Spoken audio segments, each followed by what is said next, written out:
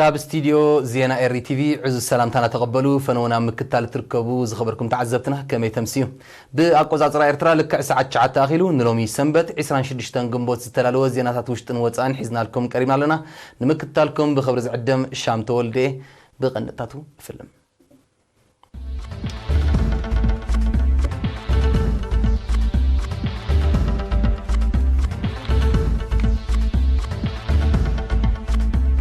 ኤርትራ ነበርቲ ፖርት ሱዳንን ናይሮቢን በዓል ናጽነት በخبዝ በለ ማዕረግ ጸምቢሎም በትምህርት ሕርሻን ቴክኒክን ሓጋዝ ፍርያት ጸባን ውጽኢትን ምዕባይ ትነጥፋላ ነበርቲ ሎካይብ ድሕር ምጥርናፎ ማሕበራዊ አገልግሎታት ክረኽቡ ከም ዝበቕዑ ገሊጾም ቦኮ ሓራም ብዘካየደ መጥቃዕቲ 25 ወተሃደራት ናይጄርያ ተቐቲሎም ኢራን ካብ አሜሪካ ክመጽን ዝኽእል ተጻቦታት ንምፍሻል ድልው ትምህላው ሓቢራ ኣብ ፔሩ 8 ሬክተር ዝተዓቀነ ምንቅጥ ገንድሪ ተኸሲቱ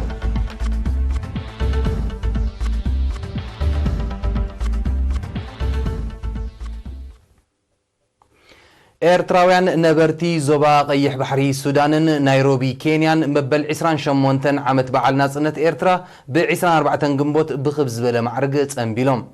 ኣብ ፖርት ሱዳን ኣብ ዝተኻየደ ብባህላዊ መደብ ዝደመቐ ጽምብል ሓላፊ ህዝባዊ ጉዳያት ኤምባሲ ኤርትራ ኣብ ሱዳን አቶ እስማኤል ሙሳ ኣብ ዘስምዖ ቃል መበል 28 ዓመት ናጽነት ጽንዓት ብጽንዓት ንልምዓት ብዝብል ቴማ ኣብ መላ ሃገር ከመውን ኤርትራውያን ኣብ ዝርከቡለን ሃገራት ብምዕሩግ ባህላውን ስነጥበባዊ መሰናዶታት ብልዑል ሃገራዊ ሓበንን ወዕውዕ መንፈስን ክጽምበል ምቕናዩ ሓቀኛ መርአያ ትርጉም ናጽነትን ስላዝ ተኸፍለ ረዚን ዋጋን ከም ዝኾነ ብምጥቃስ ነቲ መደብ ንዝወደበ ማሕበረኮም ፖርት ሱዳን ምስጋና አቅሪቡም አማዕዳር ዞባ ቀይሕ ባሕሪ ሱዳን ብርጋደር ጀነራል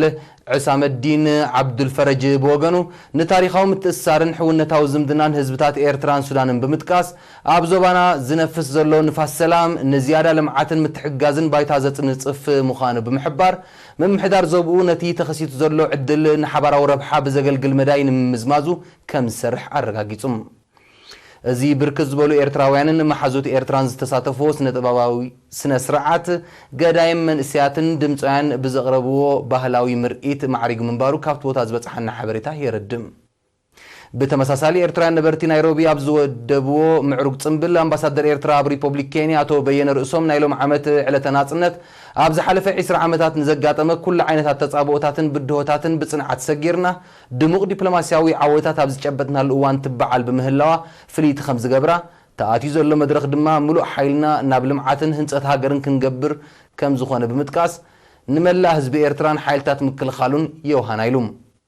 ኣብታ ሓያሎ ዜጋታት ዝተሳተፉሉ ጽምብል አምባሳደር ፌደራላዊት ዲሞክራሲያዊት ሪፐብሊክ ኢትዮጵያ ኣብ ሪፐብሊክ ኬንያ አቶ መለስ ዓለም ዝርከቦም ዕድመ ዝተገብረሎም ዲፕሎማሰኛታት ተሳቲፎም ነይሮም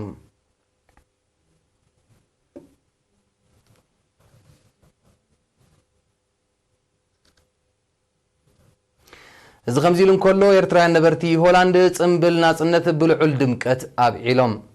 እቲ በአምባሳደር ኤርትራ በሕብረት ኤውሮጳ አቶ ነጋሲ ካሳ ዝተኸፍተ ምዕሩግ ጽምብል ብቆልዑ ኣብ ግምት ብዘእተዎ መስተናዶታትን ባህላዊ ጾታታትን ዝተሰነየ ምንባሩ ካብቲ ቦታ ዝበጽሐና ሓበሬታ ገሊጹም አምባሳደር ነጋሲ ካሳ ኣብ ዘስምዖ መደረ ንፍሉይነት ናይሎም ዓመት ጽምብል ናጽነት ብምጥቃስ ኣብ ዞባ ቀርኒ አፍሪካ ተኸሲቱ ዘሎ ሓድሽ መድረኽ ሰላምን ምሕዝነትን ብቐንዱ ፍረ ጽንዓትን ተወፋይነትን ህዝቢ ኤርትራ ከም ዝኾነ ዜጋታት ድማ በብዘለው ሓድነቶም አደልዲሎም መደባት ልምዓት ንምድጋፍ ክሰርሑ ኣዘኻኺሩም ቆንስል ኤርትራ አቶ ሰለሞን መሓሪ በወገኑ 24 ግንቦት ኣብ ልብ ነፍሲ ወከፍ ሃገራዊ ኤርትራዊ ፍሉይ ቦታ ከም ዘለዋ ዓመት መጸን ምድማቓ ዝግበር ምድላው ድማ ካብዚ ዝነቀል ምዃኑ ብምሕባር ናይሎም ዓመት ጽምብል ናጽነት ኣብ ሆላንድ ንምድማቕ ልዑል ኣበርክቶ ዝገበሩ ብሓፈሻ ንኣዴታት ድማ ብፍላይ ምስጋና ኣቕሪቦም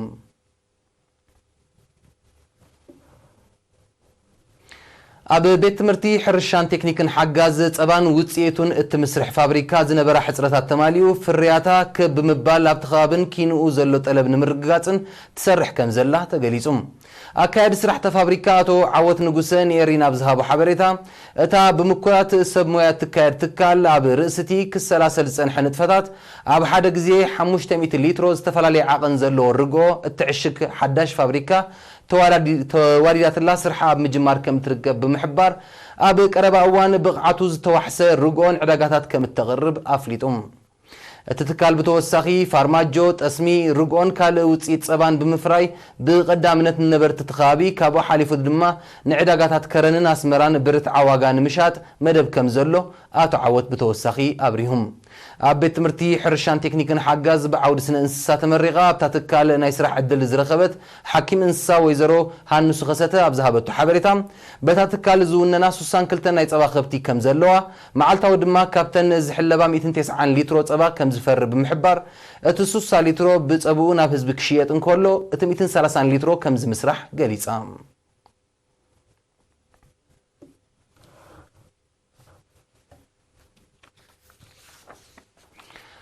ኣብ ንኡስ ዞባ ከርከበት ነበርቲ ምምሕዳር ከባቢ ሎካየብ ኣብ 2001 ምስ ተጠርነፉ መሰረታዊ ኣገልግሎት ከም ተዋደደሎም እዚ ድማ ንህይወቶም ብእወታ ከም ዝለወጦ ብምጥቃስ ምስ ምንዋሕ ዓመታት ገለ ካብቲ ኣገልግሎታት ስለ ዘቋረፀ ዝምልከቶም ኣካላት ቁልጡፍ ስጉምቲ ክወስዱ ኣዘኻኺሮም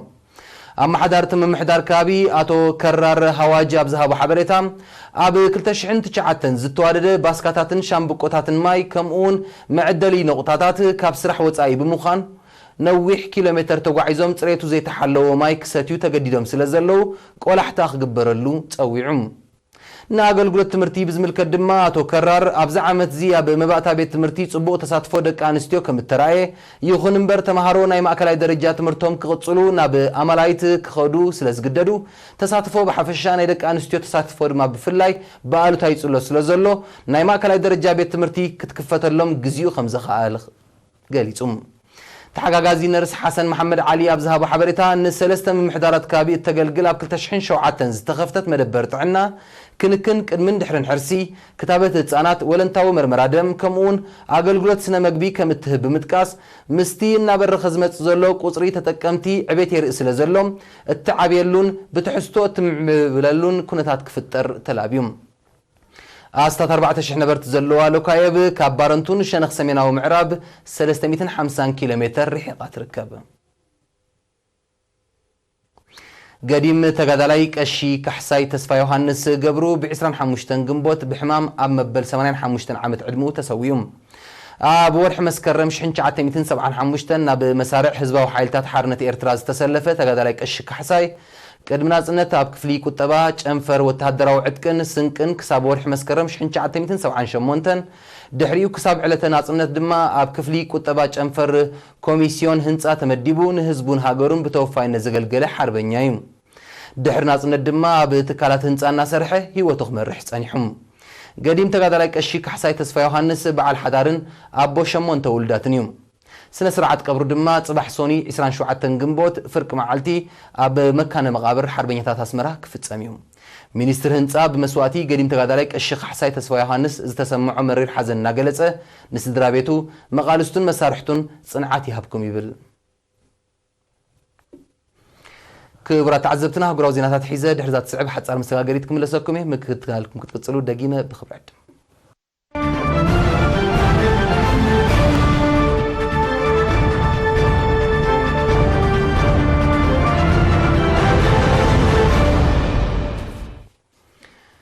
شبراو عطو جل بوك حرام بعسران حموشتن جنبوت بزكايدو نايدبيا متقعتي بوحدو عسران حموشتن وتهدرات نيجيريا خمت تغطلو مع كنازينا أكاليحن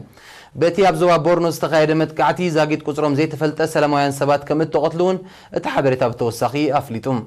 بوكو حرام قبل على سراويت نيجيريا متقعت خكايد بوشتي حدثومون زين خلاق زي مخانوت أبصباتي توصم أب مجمرنا نايزي سومون زي أب تمساسالي كابتات بزفت أمم متقعتي بوحدو 10 وتهدرات نيجيريا خمت تغطلو أيرسعن بزي ترغاغامي فصاميتات زتشاغله منግስት ናይጄሪያ ኣብ ሰሜናዊ ምብራቕ ሃገሩ ተወሳኺ ሰራዊት ክልእኽ ከም ዝኽእል ምስኩነታት ሃገር ቅርበት ዘለዎ ወገናት ይእምቱ ነተዕጥቕ ጉጅለ ንምድምሳስ ንኣስታት 10 ዓመታት ብውህደት ሃገራት ዞባ ዝተኻየደ ወተሃደራዊ ምንቅስቓሳት ዛጊት ዝጥቀስ ውፅኢት ከም ዘይተረኽቦ ይግለጽ ቦኮ ሓራም ኣብ 2009 ኣብታ ሃገር ብዘካየዶ ዘሎ መጥቃዕትታት ኣስታት 30,000 ሰባት ከም እተቐትሉን ብውሕዱ 2.6 ሚልዮን ኣብ ውሽጢ ዓዶም ከም እተመዛበሉን ናብ ጎረባብቲ ሃገራት ከም እተሰዱን ጸብጻባት ይሕብሩም إيران كاب أمريكا كمتسن زغل وتهدراو يخون كتباو تتصابوتات نمفشال دلوت مهلا مينستر قدات وصات هاجر محمود جواد زاريفي حابيرم ሚስተር ዛሪፊ ነዝገለጸ ብ26 ግንቦት ኣብ ከተማ ባግዳድ ምስ ሰብ መዚ ኢራቅ ኣብ ዘካየዶ ርክብ እዩ ኣሜሪካ ኣብ ዞባ ማእከላይ ምብራቅ ተካይዶ ዘላ ምንቅስቃስ ንኢራን ጥራይ ዘይኮነን መላእቲ ዞባ በአሉታ ዝጸሉ ምዃኑ ዝጠቐሰ ሚኒስተር ዛሪፊ ሃገራት ዞባ ተቃውሞን ከርእያ ጸዊዑ ኣብ መንጎ ኣሜሪካን ኢራንን ተፈጢሩ ዘሎ ወጥሪ ብሰላማዊ መንገዲ ክፍታሕ ዘለዋ ድሌት እትገልጽ ዝጸንሐት ኢራቅ ብወገና ንምህድኡ ተራኺ ትጻወት ምዃና ኣፍሊጣ ደብደብቲ ነፈርቲ ትስከም ዓባይ መርከብ ናብቲ ዞባ ዝለኣኸት ኣሜሪካ 1500 ተወሰኽቲ ወታደራት ከተዋፍር ምዃና ፕሬዚደንት ዶናልድ ትራምፕ ብ24 ግንቦት ምሕባሩ ጸብጻባት ይጠቕሱ እቲ ውጥን ንጸጥታዊ ዘይምርጋእ ዞባ ማእከላይ ምብራቅ መሊሱ ከጋዱ ከም ዝኽእል ተንተንቲ ፖለቲካት ዞባ ይእምቱ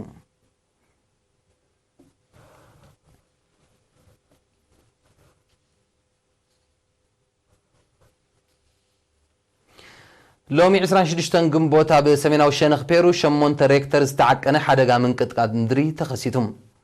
በቲ 110 ኪሎ ሜትር ኣብ ማዕሙቕ ምድሪ ዘጋጠመ ሓደጋ ኣብ ልዕሊ ህይወት ሰብ ይኹን ንብረት ዝወረደ ጉድኣት እኳ እንተዘየለ ኣብ ህዝቢ እቲ ሃገር ከቢድ ራዕዲ ከም ዝፈጠረ ተገሊጹ ክኢላታት ስነ ምድሪ ፔሩ ድሕሪ ምንቅጥቃጣት ክኽሰቱ ከም ዝኽእሉ ብምእማት ህዝቢ ጥንቃቐ ክገብር ኣተሓሳሲቦም ኣለዉ ፔሩ ሓደጋታት ምንቅጥቃጥ ምድሪ ብተደጋጋሚ ኣብ ዝኽሰተሉ ጂኦግራፊያዊ ከባቢ ከም እትርከብ እዩ ዝግለጽ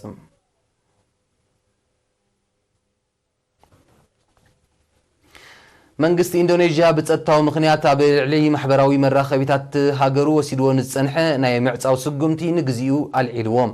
እቲ መንግስቲ ብሰንኪ ውጽኢት ፕሬዚደንታዊ ምርጫ ዝሓለፈ ሰሙን ድሕሪ ዝተፈጥረ ህዝባዊ ናዕቢዩ ነቲ መራኸቢታት ዓጺዎ ቀንዩ ይኹን እምበር እቲ ናዕቢ ብኸፊል ከም ዝሃደ ዝገልጹ ሰብ መዝተ ሃገር ብግዚያውነት ክኽፈት ከም እተወሰነ ኣፍሊጦም ማሕበራዊ መራኸቢታት ኣብ ምጉሃር እቲ ናዕቢ ተራ ከም እተጻወተዩ መንግስቲ ኢንዶኔዥያ ዝሕብር በቲ ተኸስተ ናዕቢ ብውሕዱ 8 ሰባት ከም እተቆትሉን ልዕሊ 900 ከም ዝቆሰሉን ጸብጻባት ይጠቕሱ ነቲ ኩነታት ንምህዳ ኣብ ርእሰ ከተማ ጃካርታ ጥራይ ልዕሊ 50,000 ኣባላት ጸጥታን ፖሊስን ተዋፊሮም ከም ዝቐነዩ ተፈሊጡ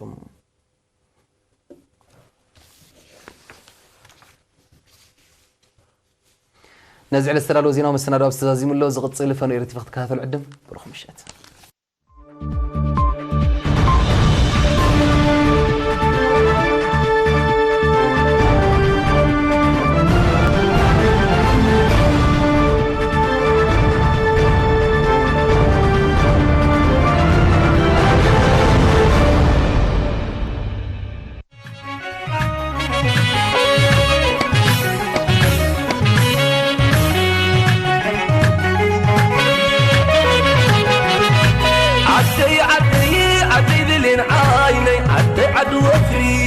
وفري تصنفين ما تلمعي عدي عدي صعري عدي انكو قلبي تشعت ترسي عدي وليلا حاقر صندق قارسي عدي ورق قرسي عدي مع العفا